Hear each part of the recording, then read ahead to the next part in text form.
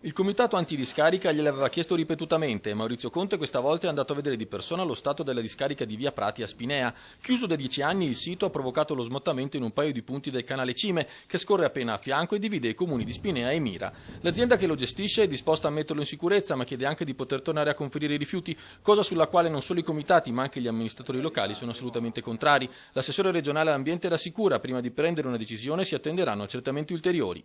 Abbiamo visto che la discarica è a ridosso dell'argine principale di questo canale, un canale importante, senza alcun parere da parte del Consorzio Bonifica. Quindi è questa la verifica principale e soprattutto necessaria, sia rispetto al progetto originario, sia appunto alla nuova richiesta di ampliamento. Gli aderenti al comitato sono soddisfatti della visita di Conte, ma vogliono vedere nero su bianco. Noi saremo soddisfatti solo quando verrà ritirata la delibera che approva il progetto di riapertura della discarica.